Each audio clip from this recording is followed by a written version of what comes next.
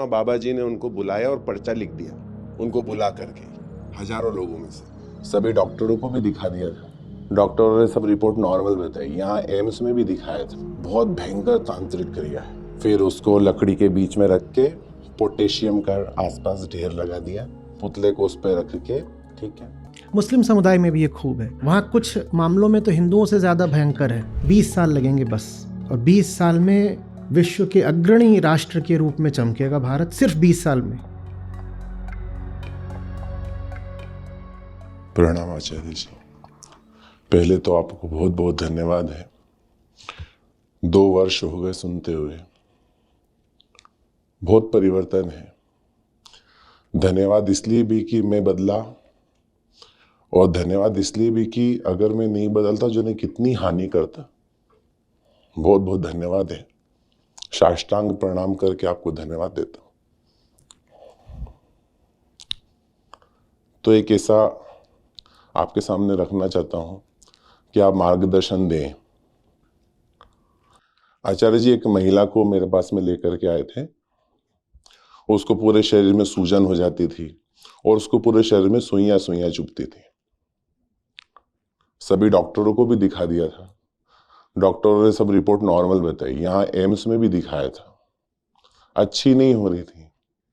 फिर उसको लेकर के हमारे पास में आए।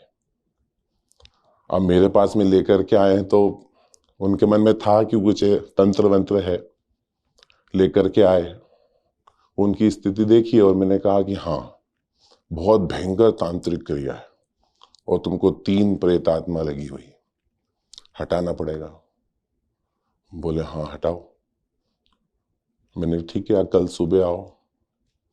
शनि का एक वो कपड़े का एक पुतला हमने बनाया, वो महिला के ऊपर से उतारा। मैंने कहा तुम्हारी सारी आत्मा इस पुतले में आ गई। फिर उसको लकड़ी के बीच में रख के पोटेशियम का आसपास ढेर लगा दिया, उस पुतले को उस पर रख के, और उनको घी बता करके मैंने ग्लिसरीन दे दिया और मैंने मंत्र पढ़ने का नाटक। मैंने गीता के श्लोक बोले और वो ग्लिसरीन घी के रूप में डलवा दिया। पोटेशियम और ग्लिसरीन मिला, उसमें आग लग गई। वो महिला बेहोश हो गई, बोले मैं गई, अब मैं कभी नहीं आऊंगी, ऐसा बोल के वो बेहोश हो गई। पानी वानी छीटा, उनको उठाया।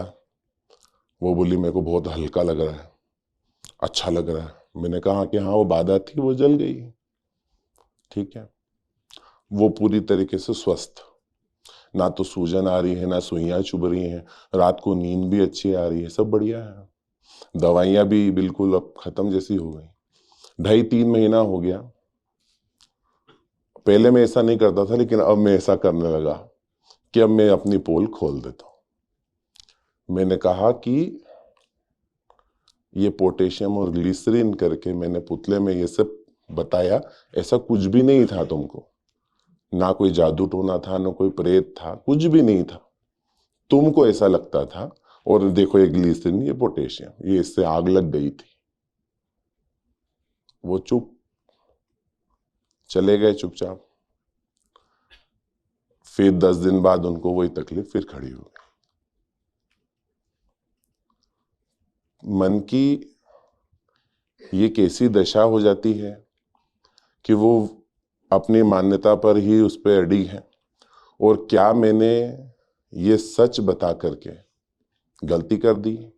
क्योंकि मेरा उद्देश्य ये था कि एक संभावना है कि अगर ये सत्य बता देंगे तो उनके मन में एक चीज, एक बात उठाई जा सकती है कि जब कुछ नहीं था तो फिर तबीयत क्यों खराब थी।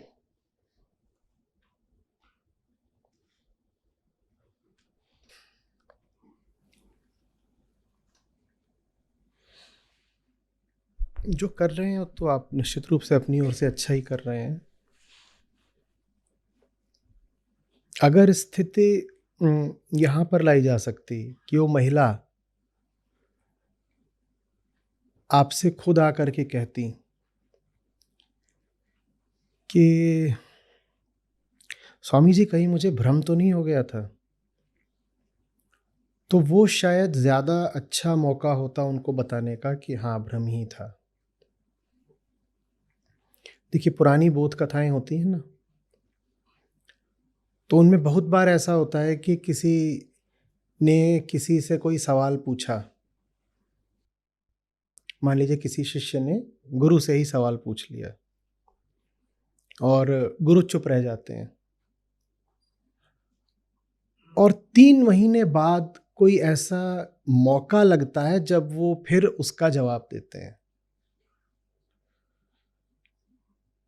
3 महीने बाद, 3 महीने तक उन्होंने जवाब दिया ही नहीं, फिर एक दिन एक विशेष उन्होंने मौका देखा, स्थितियां अनुकूल देखी, तो उन्होंने जवाब दिया।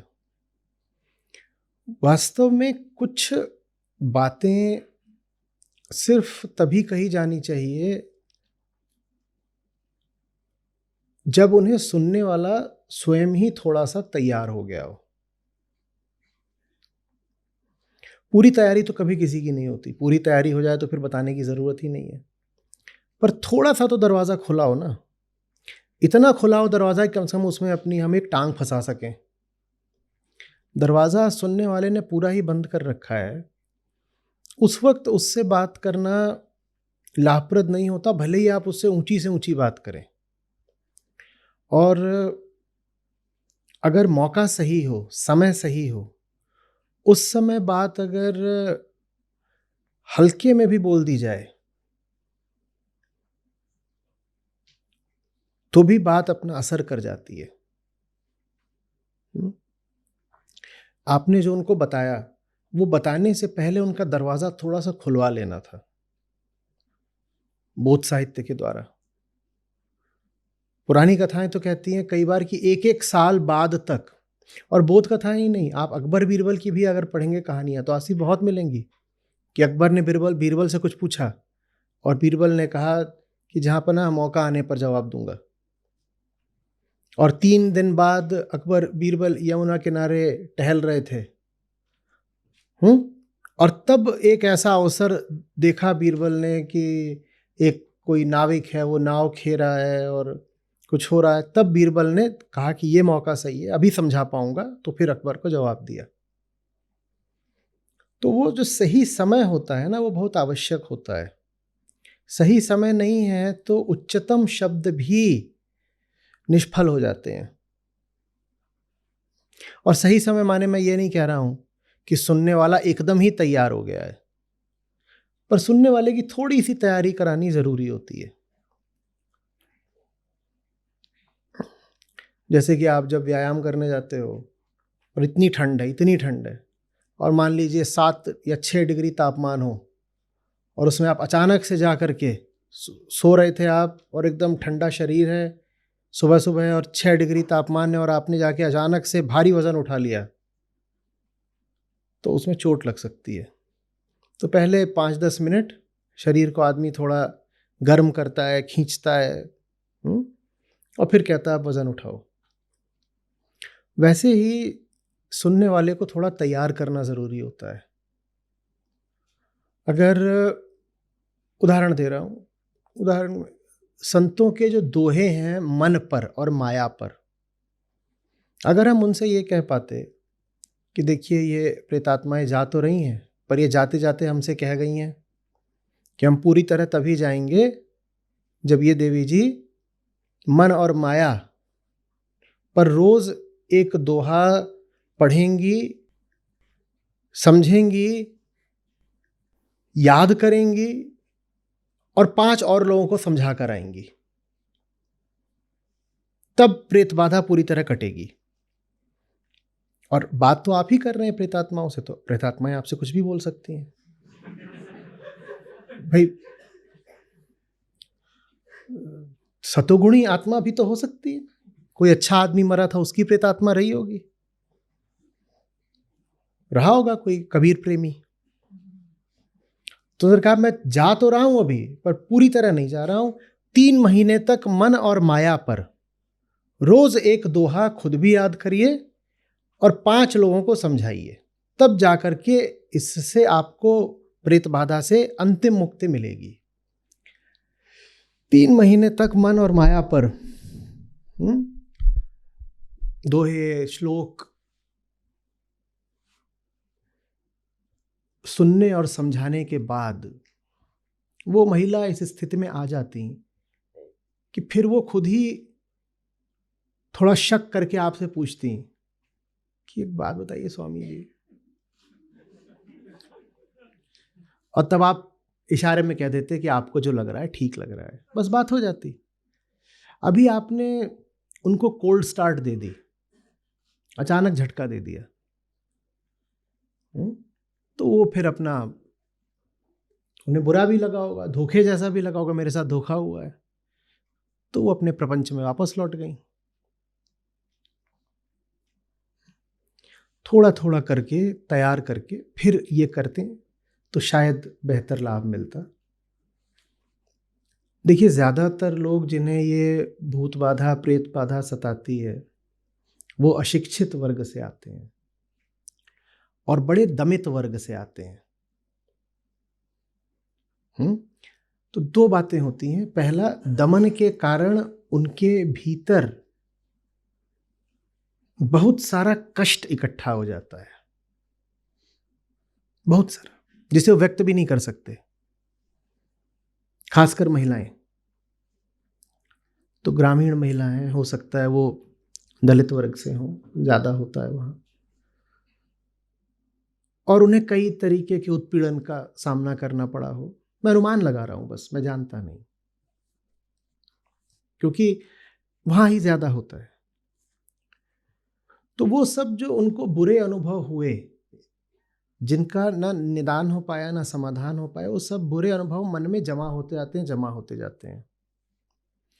और अशिक्षा के कारण ये समझ में भी नहीं आता कि ये सब जमा हो रहे हैं।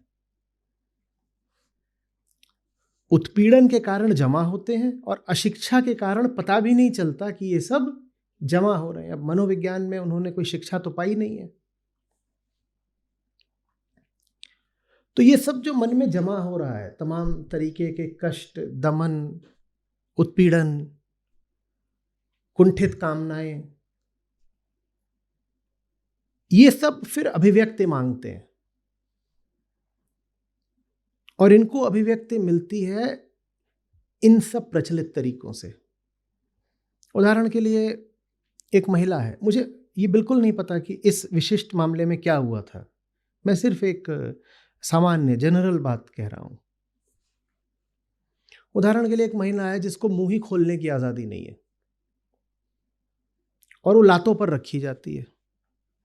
घर में एक महिला है जिसे मुंह खोलने तक की आज़ादी नहीं है, और दिन भर वो काम करती है, कोई उसको सम्मान नहीं देता। काम वो दिन भर करती है, इज्जत उसे कोई नहीं देता। दो बातें समझिएगा, उसे मुंह नहीं खोलने को मिलता, पर्दा खूब है जहां वो रहती है, उस क्षेत्र में, उस समुदाय में, तो पर्दा करती है खूब, मुंह खोलने को नहीं मिलता, पर्दा खूब करती है, और तीसरी चीज, कोई उसकी इज्जत नहीं करता।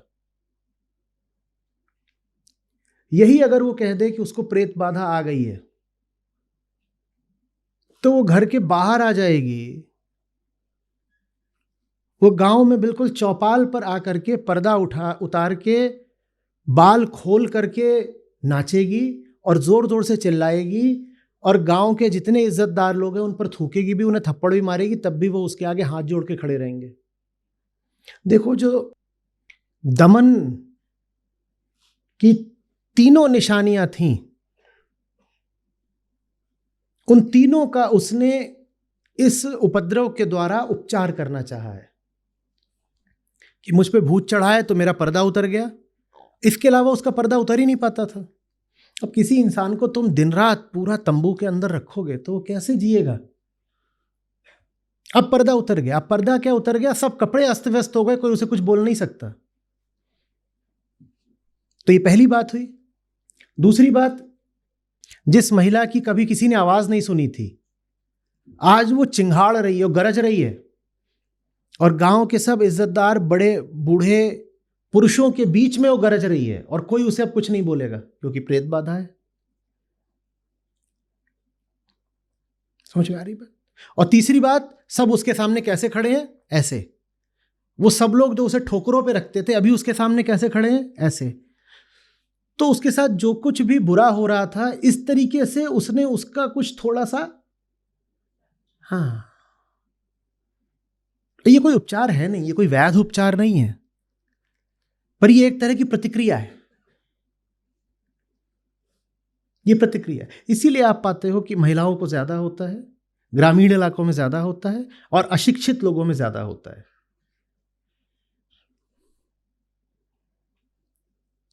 शोषण, अशिक्षा और दमन के विरुद्ध एक प्रकार का यह विद्रोह है। समझ रहे हैं बात? वो महिला महत्व पा जाती है ना, नहीं तो उसका क्या महत्व है? कोई महत्व नहीं है। यहां तक होता है भारत में, गरीब परिवारों में, दलित परिवारों में लड़कियों की स्थिति इतनी खराब रहती है, लड़कियां गायब हो जाएं, एफआईआर नहीं लिखवाते, तो चली गई, क्या फर्क पड़ता है। एक अभी कोई फिल्म ही आई थी शायद ओटीटी पर, वो इसी पे आधारित थी। उसमें विशेषकर दलित लड़कियों की बात थी। वो जाती रहती थी, माँ बाप कहते थे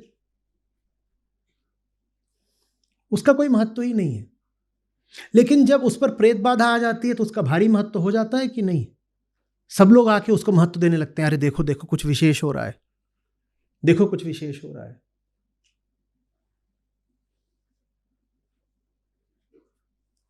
तो जो कुछ जीवन में गलत मिला होता है और जो कुछ जीवन में नहीं मिला होता है, ये सब होता है उसकी प्रतिक्रिया के तौर पर कि अच्छा मुझे बहुत बांध के रखते थे ना, मुझे बिल्कुल गाय बना रखा था, तो अब मेरा रूप देखो। अच्छा मुझे लाजवंती बना रखा था, मुझे मृदुभाषिणी बना रखा था, अब मैं गरज के बोलूंगी, गाली भी दूंगी, मुंह पे थूकूंगी तुम्हारे। ये सब वो हमेशा से करना चाहती थी, कर नहीं पाती थी। जब प्रेत बाधा आ जाती है तो कर ले जाती है। आप ये थोड़ी पाओगे कि किसी ऊंची प्रयोगशाला का कोई वैज्ञानिक जाकर के किसी जगह पे झूम रहा है कि मुझे प्रेत चढ़ गया है, ये थोड़ी पाओगे। या कोई गणितज्ञ या कोई प्रोफेसर, ये थोड़ी मिलेंगे आपको। जिन्होंने जीवन में बड़े दुख झेले होते हैं और शोषण, वही बेचारे इन सब चीजों में फंस जाते हैं। और अशिक्षा के कारण उनको पता भी नहीं चलता कि उनके साथ जो हो रहा है वो क्या हो रहा है। ये भी हो सकता है कि उन्हें खुद ही लग रहा हो कि उन पर प्रेत चढ़ा है। ऑटो हिप्नोसिस, सेल्फ हिप्नोसिस जानते हो आप कुछ सोचना शुरू कर दो अपने बारे में, बहुत देर तक सोचो, क्योंकि वो सोचने में आपका स्वार्थ है। आपको सचमुच लगेगा कि आपको वैसा ही हो रहा है। अच्छा अब प्रयोग करके देखिए, 10 सेकंड तक आंख बंद करके पूरी जान लायक कल्पना करिए कि आपको चक्कर आ रहा है। करिए, आपको चक्कर आने लगेगा। आंख बंद करिए और कल्पना करिए कि आपको चक्कर आ रहा है, आपको सचमुच चक्कर आने लगेगा। तो आप अगर ये मानने पर उतारू ही हो जाओ कि कोई प्रेत आपके ऊपर चढ़ गया है, तो सचमुच आपको लगने लगेगा कि प्रेत चढ़ गया है।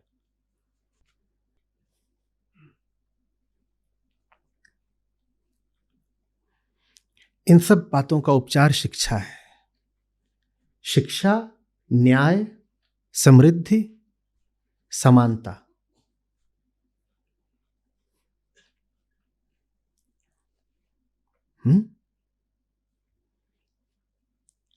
बेंगलोर में ये आपको कम होता दिखेगा, न्यूयॉर्क सिटी में और कम होता दिखेगा, और आप जितना पिछड़े इलाकों में जाएंगे वहां ये उतना ज्यादा होता दिखेगा।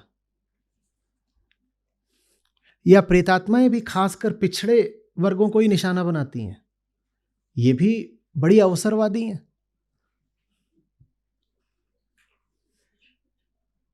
जाकर के वॉल स्ट्रीट के किसी ट्रेडर या बैंकर को क्यों नहीं तुम शिकार बनाती हैं अपना, भारतीय प्रेतात्माओं?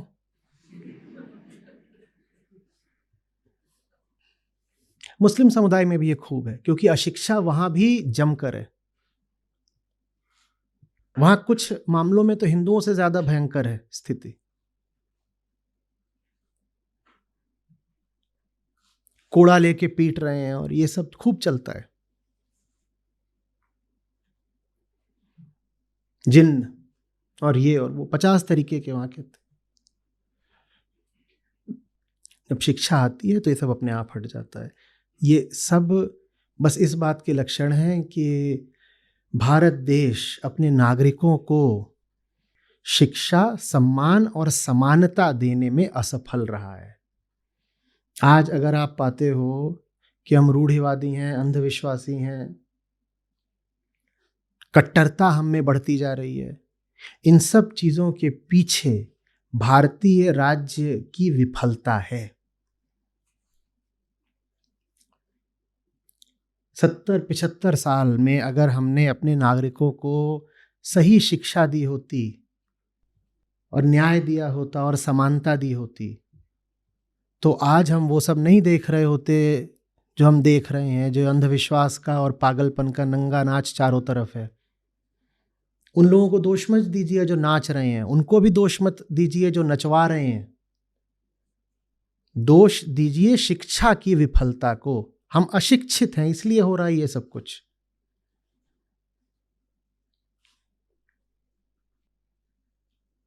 किसी के साथ इससे बड़ी नाइंसाफी क्या हो सकती है कि उसको शिक्षा से वंचित कर दिया जाए। इंसान और जानवर में कितना फर्क बचता है अगर आप शिक्षित नहीं हैं तो बोलिए। और भारत को अगर बचाना है और भारत को उठाना है, बदलना है, बस एक काम कर दो, एक पीढ़ी को तमीज की शिक्षा दे दो। मैं बार बार बोलता हूं, और 50 तरीके की बातें होती हैं, ये क्रांति करेंगे, ये नीति लगा देंगे, कोई जरूरत नहीं है। एक पीढ़ी चाहिए, 5 की उम्र से 25 की उम्र तक, 20 साल तक वो काबिल हाथों में आ जाए।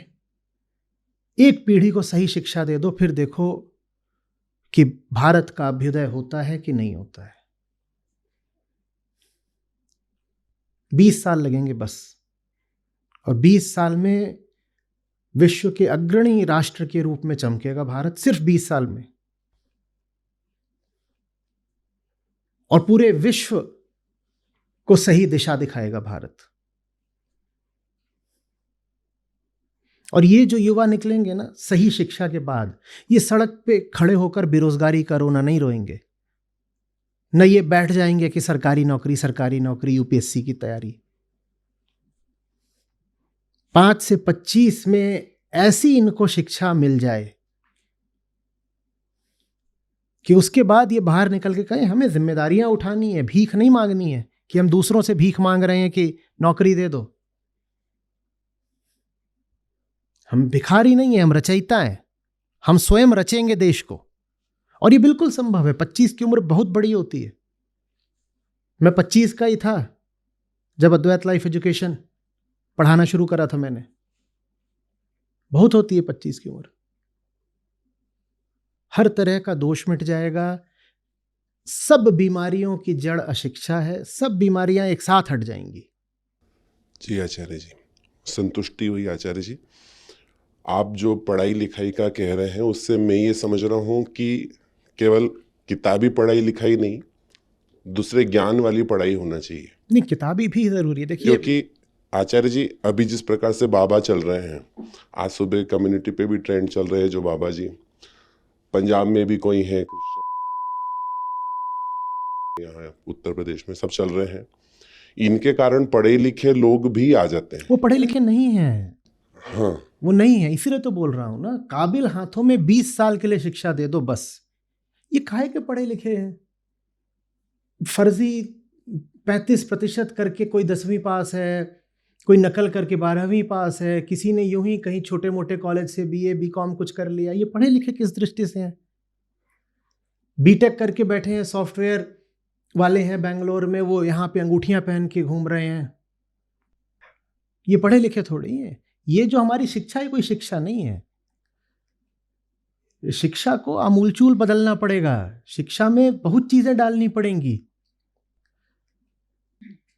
अभी तो शिक्षा के नाम पे मजाक है, ये कोई शिक्षा है? जो देखिए अभी तो हालत ये, जो अनपढ़ है वो तो है ही अशिक्षित, जो शिक्षित है वो भी अशिक्षित है। जिसको साक्षरता आ गई है ना वो भी अशिक्षित ही है। वो बस अनपढ़ नहीं रहा, आपकी पढ़ तो सकता है। पर पढ़ने का अर्थ क्या करना उसको पता नहीं, और पढ़ाई के नाम पे क्या बता दिया, बीटेक इन मैकेनिकल इंजीनियरिंग, इससे तुम शिक्षित हो गए क्या? तुम्हें क्या पता है? न तुम समाजशास्त्र जानते, न दर्शन शास्त्र जानते, न संविधान जानते, न मनोविज्ञान जानते। 4 साल तुमने मैकेनिकल कुछ करके पास कर लिया और कहीं पे जाके तुम्हारी नौकरी लग गई, इससे तुम शिक्षित थोड़ी हो गए हो। बीए बीकॉम वालों को नहीं, बीटेक वालों को भी बोल रहा हूं, शिक्षित थोड़ी हैं ये। अभी तो हम बहुत सस्ते में सर्टिफिकेट दे दिया करते हैं, डिग्री दे दी है, बांट दिया। पीएचडी वाले घूम रहे हैं जिनको अ का अ और ब का ब नहीं पता। तो ऐसे लोग जाकर के बाबाओं के आगे अगर माथा रगड़ें तो कोई ताज्जुब की बात नहीं, क्योंकि ये शिक्षित नहीं है। और तभी मैं कह रहा हूं कि पूरी एक पीढ़ी चाहिए, 20 साल चाहिए, और 20 साल में सब कुछ बदल जाएगा। सड़कें बदल जाएंगी, इमारतें बदल जाएंगी, सब कॉरपोरेशंस बदल जाएंगे, संसद बदल जाएगी, परिवार बदल जाएंगे, समाज बदल जाएगा। ये तो हम यूं ही थोड़ा बहुत कोई कुछ पढ़ लेता है, कुल हम उतनी पढ़ाई कराते हैं जितने में दिन के कोई अगर आधा घंटा भी लगा रहा है औसतन तो भी पास हो जाए। बहुत लोग तो शायद उतना भी नहीं लगाते होते, पास हो जाते हैं। पढ़ाई ऐसी होनी चाहिए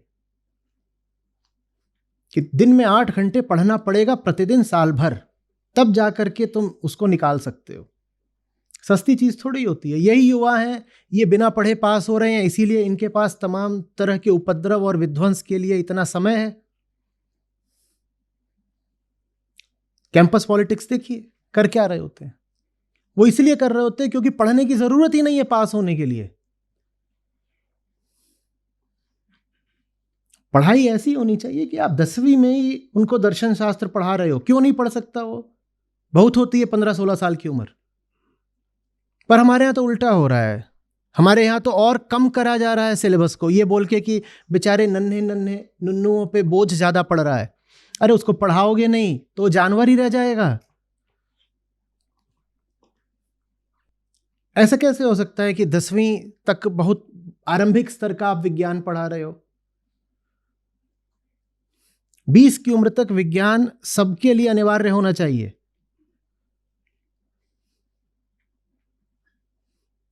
लाइफ एजुकेशन 25 की उम्र तक कंपलसरी होनी चाहिए। साइकोलॉजी और फिलॉसफी पढ़े बिना किसी को ग्रेजुएशन डिग्री मिलनी ही नहीं चाहिए। यहां तो आईआईटी वगैरह से लोग बीटेक करके बैठे होते हैं, उनसे पूछो उन्होंने जिंदगी में 2 किताबें नहीं पढ़ी होती। अपने सिलेबस से बाहर उन्हें कख का नहीं पता होता। और सिलेबस में पास होने के लिए कितनी मेहनत लगती है आप जानते ही हैं। फेल होने के लिए मेहनत लगती है। फेल होके दिखाओ, बहुत मुश्किल है, सब पास हो जाते हैं। भारत की 1% आबादी भी शिक्षित नहीं है, इसलिए हमारी न्याय व्यवस्था वैसी है जैसी है, हमारा समाज वैसा है, हमारी संसद वैसी है, हमारे बाजार ऐसे हैं, हमारे परिवार ऐसे हैं। 1% लोग भी भारत में सचमुच पढ़े लिखे नहीं है। लोगों से पूछो कुल मिलाकर के कितनी किताबें पढ़ी हैं जिंदगी में। 1% से ज्यादा लोग नहीं मिलेंगे जिन्होंने 100 किताबें पढ़ी हों। और 100 किताबें भी नहीं पढ़ी हैं आपने, आप किस दृष्टि से अपने आप को शिक्षित बोल रहे हो?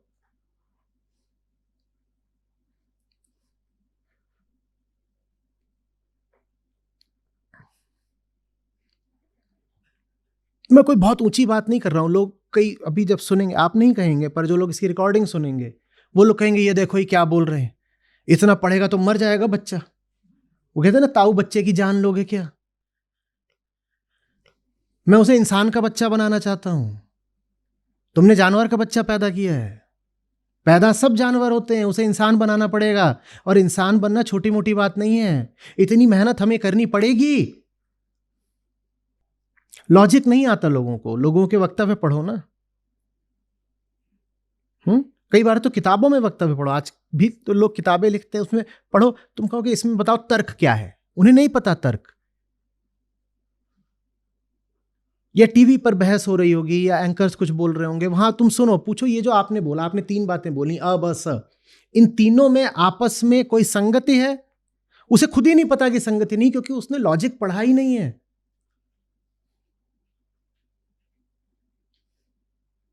और लॉजिक अपने आप में पूरा एक क्षेत्र होता है भाई, वो पढ़ाया ही नहीं गया। कि एक साधारण सी बात बोल दो, कुछ लोगों को लगेगा कितनी बड़ी बात बोल दी, क्या क्या बात बोल दी, कोरिलेशन इज नॉट कॉजेशन, गजब क्या बोल दिया, all A is B but that does not mean that all B is A. कितनी ऊंची बात बोल दी, ये एबीसी है लॉजिक का, पर नहीं पता। बहुत सारे लोगों के लिए if all A is B then all B is A, लोगों के लिए चलता है ये। और ये मैं बिल्कुल नर्सरी के स्तर के लॉजिक की बात कर रहा हूं। क्षमा कीजिए आचार्य जी, लेकिन मैं इसे देखने में आता हूं कि चाहे वो शिक्षित हो या अशिक्षित हो, लेकिन उसको एक थोड़ी सी शंका भी अगर डाल दी जाती है तो सारा रायता फैल जाता है। अब मैं इंदौर में एक मनोचिकित्सक हैं, 22 साल से वो प्रैक्टिस कर रहे हैं।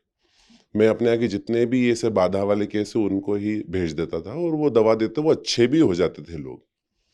अभी वो दर्शन करने गए थे, सिर्फ दर्शन करने गए थे मंदिर के, वहाँ बाबा जी ने उनको बुलाया और पर्चा लिख दिया, उनको बुला करके हजारों लोगों में से बुला करके पर्चा लिख दिया। उसमें लिख दिया कि तुम्हारे घर में कोई ने तंत्र करके रखा और तुम्हारा वहाँ ऐसा होता है। तो जो 2-3 लक्षण उन्होंने बताए वो तो नॉर्मल है, सभी के घर में होते हैं, लेकिन उनको बता दिया कि तुम्हारे वहाँ ये घर में ये सारी चीज तंत्र के कारण हो रही। अब जब मैं उनको यहाँ से भेज रहा हूँ अच्छा करने के लिए, वो दवा दे करके उनको अच्छा कर भी रहे, अब वो डॉक्टर मेरे पास में आ गए कि घर में कुछ पूजा कर दो। देखिए फिर समझिए, डिग्री बहुत सस्ती बिकती है भारत में, और शिक्षण के क्षेत्र में बहुत दुर्भाग्य की बात है कि हमारा जो बेस्ट टैलेंट है, सबसे अच्छी प्रतिभा, वो नहीं जाती। दूसरे देशों में ऐसा नहीं है, वहां जो सबसे अच्छे लोग हैं वो चुनते हैं यूनिवर्सिटीज में पढ़ाना और रिसर्च करना। और भारत में अभी भी ऐसा बहुत होता है कि कहीं और नौकरी नहीं मिल रही तो टीचर बन जाओ। तो उसमें से कैसे फिर छात्र निकलेंगे? हमारे यहाँ पे शिक्षा बहुत सस्ते में हो जाती है। एक बात और है, कितना भी शिक्षित कर लो, व्यक्ति पर माहौल का असर पड़ता है ना। आप हो सकता है साइकोलॉजी पढ़े हो, पर आपके घर में 5 और हैं अशिक्षित लोग, तो उनका तो आप पे असर पड़ जाता है ना। तो हमें पूरा एक शिक्षित समाज, पूरी एक शिक्षित पीढ़ी चाहिए, पूरी एक पीढ़ी चाहिए। नहीं तो 1% तो लोग अभी भी शिक्षित है लोग, उन 1% से कुछ नहीं होता। हमें नेटवर्क ही एक बनाना पड़ेगा जहां एक आदमी अगर गिर भी रहा हो तो दूसरे उसको संभाल ले। एक आदमी के भीतर अगर अंधविश्वास का पौधा उगने लगे तो दूसरे आकर उसको उखाड़ दें। पूरी पीढ़ी चाहिए।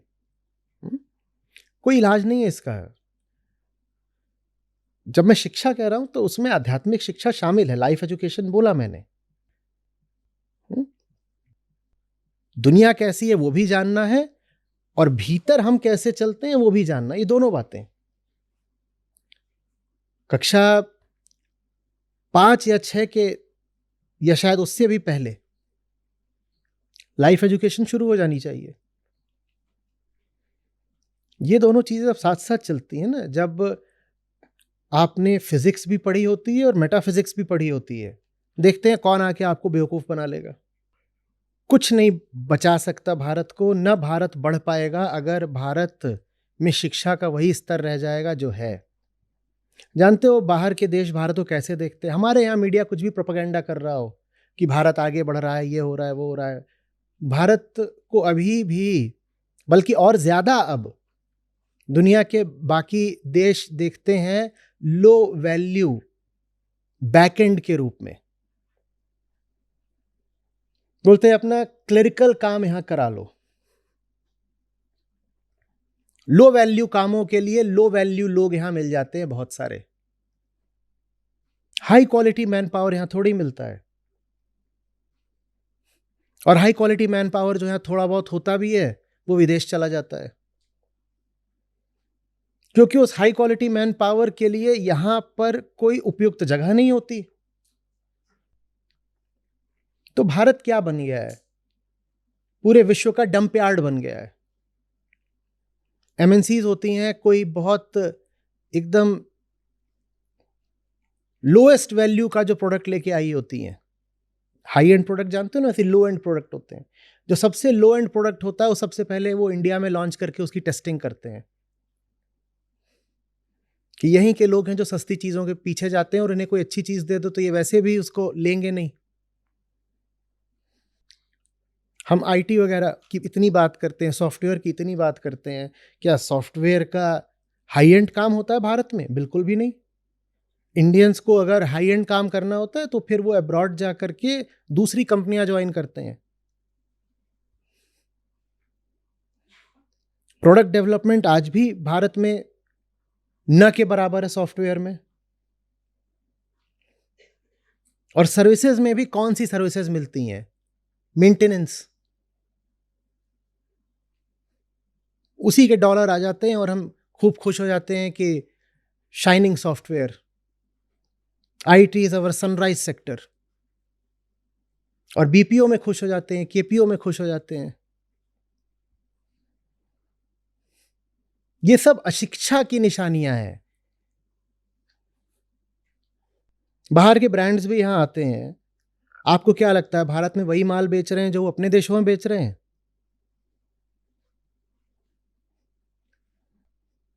एडिडास या नाइकी के जो जूते आपको यहां पे मिलते हैं ना स्टोर रूम्स में, वो जूते वहां नहीं है बाहर। पूरे विश्व की छोड़न छाड़न और कचरा वो यहां फेंक देते हैं और हम लोग उसको भी लपक लेते हैं, क्योंकि हमारे माल से वो भी बेहतर होता है। हमारे स्तर से हमें वो भी बेहतर लगता है, होता है बेहतर। ये हमारा स्तर है।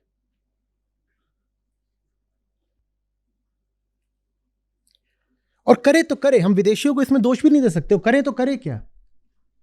वो यहां पर आकर के कोई बहुत अच्छा प्रोडक्ट लेकर के आए तो भारतीय क्या उसकी कदर करेंगे? टेस्ला आया अभी तक भारत में, और चीन सबसे बड़ा बाजार है टेस्ला का।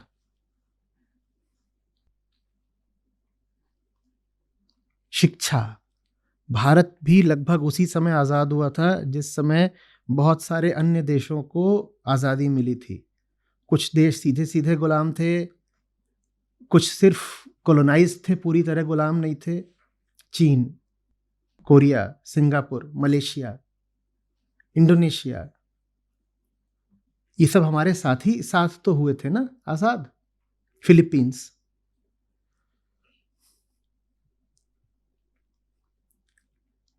– 1950 का सिंगापुर और हांगकांग देख लो और आज का देख लो।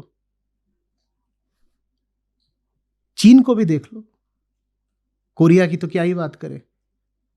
और जिस समय भारत आजाद हुआ उस समय जापान भी बुरी तरह तबाह था, ये भी जानते हो। वो इतना आगे कैसे निकल गए? एक अंतर, शिक्षा। उन्होंने कहा हम तबाह हैं, हम गरीब हैं, हम बेहतर होने के लिए सबसे ज्यादा ध्यान शिक्षा पर देंगे। भारत ने शिक्षा पर ध्यान नहीं दिया, भारतीयों ने शिक्षा पर ध्यान नहीं दिया। शिक्षा में हमने कुछ बहुत ऊंचे संस्थान बनाए, पर वो सब हायर एजुकेशन के थे। आम आदमी की जो शिक्षा होती है ना, उस पर हमने नहीं ध्यान दिया। आज भी हम जब कहते हैं कि 70-75% भारत में साक्षरता आ गई है, जानते हो किसको साक्षर मान लेते हैं हम? वो जाकर के ऐसे बस लिख दे रूपा, वो भी कई बार उसका पति उससे हाथ पकड़ के लिखवा रहा होता है, और साल में एक बार उसको लिखना होता है जब बैंक से कुछ निकलवाना या कुछ है, तब जाके वहां पे उसे हस्ताक्षर करने। इतना वो लिख दे, उसको हम मान लेते हैं ये हो सक। 1% आबादी हमारी नहीं ठीक से शिक्षित है। सिंगापुर ऐसे ही नहीं है, या कोरिया या फिलीपींस, कोई वजह है। सबने एक बहुत मौलिक बात समझी कि राष्ट्र माने राष्ट्र के लोग, और राष्ट्र के लोग ही अगर अनपढ़ है तो राष्ट्र कैसे आगे बढ़ जाएगा? ये सब जो आप बवाल बता रहे हो, ये जाके आप जापान में करके दिखाओ, वहां होता होगा ये सब, कि जापानियों को प्रेतात्मा चढ़ी है और एक जापानी बाबा जी, वहां जरूरत पड़ती होगी। कभी सोचते क्यों नहीं?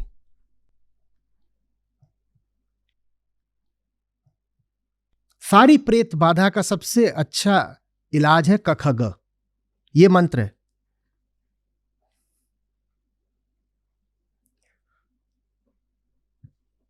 और तगड़ी शिक्षा चाहिए, कड़ी शिक्षा, वो वाली नहीं कि पास हो गया बस नुन्नू। मैं कहता हूं 70% पासिंग मार्क्स होने चाहिए, तभी 25 साल कह रहा हूं। और कोई शर्म नहीं होनी चाहिए एक क्लास को फेल होकर दोहराने में। 65% भी आ जाए तो दोहराओ। 65% पे आगे क्यों बढ़ जाओ? 65% का मतलब है 35% अभी समझ में नहीं आया ना, नहीं आया तो अभी समझो। जब तक 70 नहीं पार कर जाते, कम से कम 70 तब तक करो। कोई बस आगे थोड़ी बढ़ जाना है, हमें सचमुच समझना है, हम जानना चाहते हैं, हमारी ज्ञान की अभीप्सा है भाई। हम आगे थोड़ी बढ़ जाना चाहते हैं, 8वीं में था 9वीं में आ गया, अब ग्रेजुएट हो गया, पोस्ट ग्रेजुएट हो गया। आंकड़े और डिग्रियां थोड़ी इकट्ठी करनी है, हमें सचमुच जानना समझना है। तो 70% से कम में आगे नहीं बढ़ेंगे हम। होने तो फेल 10 बार, वो दूसरी क्लास में फेल हो। घूम रहे हैं नौजवान कक्षा 3 में, अच्छी बात है, 18 साल वाले घूमो। 30 साल में पढ़ के निकलो, 35 साल में पढ़ के निकलो, पर जब निकलो तो इंसान बन के निकलो। हमें जानवर नहीं चाहिए समाज में। और शिक्षा, एक बात और है इसमें, जब मैंने कहा निकलो तो माने ये मत सोच लीजिएगा कि निकल गए अब मतलब पिंड छूटा। शिक्षा देश की सबसे प्रमुख गतिविधि होनी चाहिए। आपको जो डिग्री मिली है, हर 5 साल में उसका लाइसेंस आपको रिन्यू कराना पड़ेगा। ऐसे थोड़ी है कि आप कह रहे हो कि साइकोलॉजी पढ़ ली, जब पढ़ी थी तब मिल गया था, अब तुम्हें कुछ पता है, दोबारा परीक्षा होगी। Learning has to be a lifelong affair. रोज पढ़ो। हमें एक ज्ञान आधारित समाज चाहिए। यह थोड़ी था कि 21 की उम्र में इंजीनियरिंग कर ली थी और डिग्री उम्र भर के लिए मिल गई, फिर से परीक्षा होगी।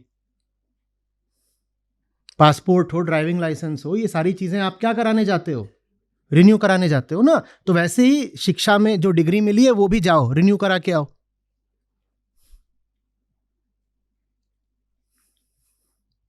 जीवन भर पढ़ो, आखिरी सांस तक पढ़ो। जन्म किस लिए मिला है? ज्ञान के लिए ही तो, लगातार सीखने के लिए। Learning is the purpose of life. और किस लिए पैदा हुए हो? पढ़ नहीं सकते तो जी क्यों रहे हो? एक नॉलेज बेस्ड सोसाइटी चाहिए।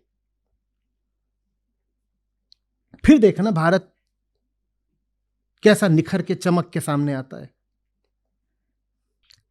कोई कहीं भी काम कर रहा हो, हर सरकारी गैर सरकारी कर्मचारी के लिए अनिवार्य होना चाहिए, महीने में कम से कम 1 किताब पढ़नी है, और उसके बाद उस पर वाइवा होगा आपका। नहीं तो ना अप्रेजल मिलेगा बढ़िया, ना प्रमोशन होगा।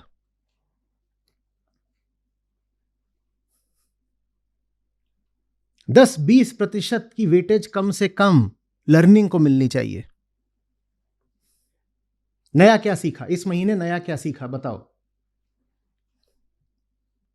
और नियम होना चाहिए कि अगर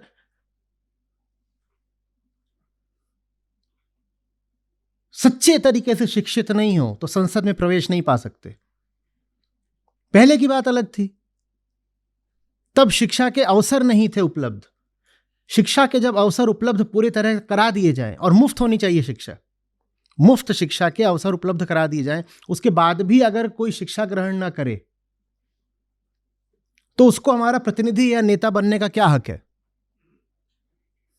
और कैसे वो हमारा नेतृत्व या प्रतिनिधित्व कर लेगा जब उसे कुछ पता ही नहीं?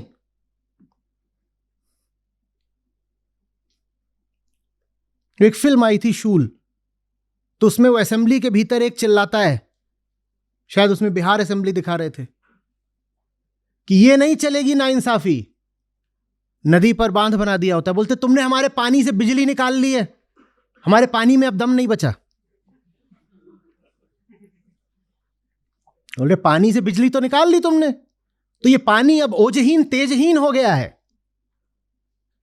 ये नहीं चलेगी ना इंसाफी। ऐसों को तो कैसे हम घुसने दें अपनी संसदों में? बोलो, ये हमारे भाग्य विधाता बनेंगे? लेकिन ऐसा नियम कि ऐसे लोग संसद में नहीं घुस सकते, वो तभी बन सकता है जब पहले 20 साल तक पूरी एक पीढ़ी को ठीक किया जाए। आपको एक काम देता हूं, कोई उपद्रव देखिएगा अपने चारों ओर होता हुआ, घर में, मोहल्ले में, शहर में, प्रांत में या राष्ट्र में, या फिर पूरे विश्व में कहीं भी, कुछ भी कहीं पे कोई उपद्रव होते देखिएगा, अपने आप से पूछिएगा, अगर ये लोग शिक्षित होते तो क्या ये करते? शिक्षित माने सही अर्थों में शिक्षित, डिग्री वाले शिक्षित नहीं, बस कहीं कोई उपद्रव होते देखिएगा, पति पत्नी की लड़ाई से शुरू होकर के अंतरराष्ट्रीय लड़ाइयों तक, अगर ये लोग सही में शिक्षित होते तो क्या ये करते जो ये कर रहे हैं? अभी बहुत लोग जब इसको सुनेंगे तो कहेंगे, अरे बाबू, किताबी ज्ञान से जिंदगी नहीं चलती, पति पत्नी का रिश्ता तो जज्बात का होता है। दादा, किससे जिंदगी चलती है ये जानने के लिए किताब पढ़नी पड़ती है, पढ़ो तो पता चले कुछ। किताब सिर्फ किताब नहीं होती, किसी ने अपनी उम्र भर का ज्ञान उड़ेला होता है उसमें, किसी ने अपनी पूरी साधना उन पन्नों में छाप दी होती है। किताब तो ऐसे कहते हो जैसे बस कागज है, तो कागज नहीं होता, मशाल होती है। किताब शब्द के लिए ही हमारी लोक भाषा में अपमान का स्वर आ गया है, किताबी आदमी। और ज्ञान तो बिल्कुल गाली बन गया है, ये आ गए ज्ञान पेलू, ज्ञान अपने पास रख। ज्ञान में अपने पास रखूंगा तो तुम तो जानवर हो फिर, क्योंकि जिसके पास ज्ञान नहीं तो जानवर है। किताब को और ज्ञान को वो सम्मान देना होगा जिसके वो अधिकारी हैं। हमें मंदिरों में ग्रंथ चाहिए, हमें मंदिरों में ज्ञान चाहिए, और जहां ग्रंथ हो वही जगह मंदिर है। जो जगह किताब की हो उस जगह से ज्यादा सम्मान की कोई जगह नहीं है। हमें अपने स्कूलों को, कॉलेजों को और लाइब्रेरीज को मंदिर जितनी इज्जत देना शुरू करना होगा, और देश की श्रेष्ठतम प्रतिभा को हमें शिक्षण के काम में लाना पड़ेगा।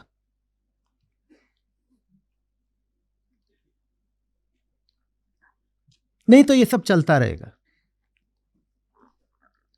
अभाग भारत का कि पूरी दुनिया कहां को जा रही है और हम यही जादू टोना अंधविश्वास, क्या दुर्भाग्य है मेरे देश का।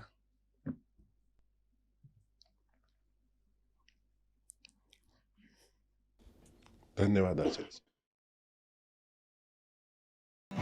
मन के मते ना चालिए, मन के मते अनेक,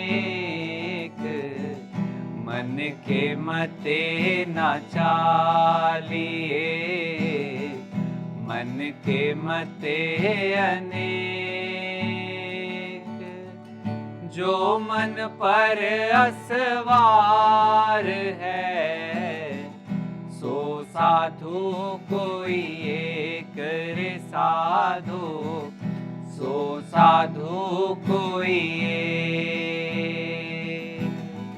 मन को मारूं पटक के, टूक टूक होए जाए। मन को मारूं पटक के, टूक टूक होए जाए। विष की क्यारी बोए के, अब काहे पछताए रे साधु, अब काहे पछताए। दो ए प्रकार की, जो कोई जाने खाए। माया दो ए प्रकार की, जो कोई जाने खाए। एक मिलावे राम से, एक नरक ले जाए रे साधो, एक नरक ले जाए। माया तो ठगनी भई, ठगत फिरे सब देश। माया तो ठगनी भई, ठगत फिरे सब देश। जा ठगने ठगनी ठगी, ता ठग को आदेश रे साधो, ता ठग को आदेश।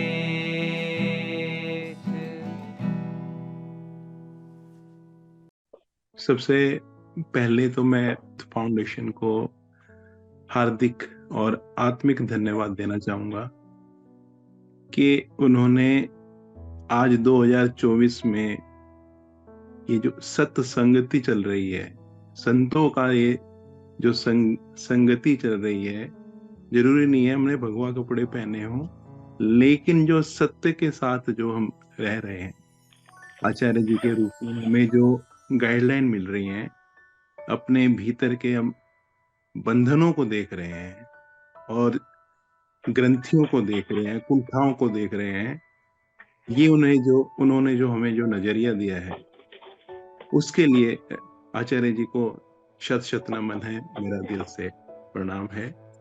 मेरा नाम योगेश्वर दयाल शर्मा है। दिल्ली जल बोर्ड में मैं एक छोटा सा ऑफिसर हूँ, जोनल रेवेन्यू ऑफिसर के रूप में कार्यरत हूँ। मन मरे तो हम मरे, मन मरे तो हम मरे, हमरी मरे बलाए। मन मरे तो हम मरे, हमरी मरे बलाए। साचे गुरु का बाल का, मरे ना मारा जाए कबीरा, मरे ना मारा जाए।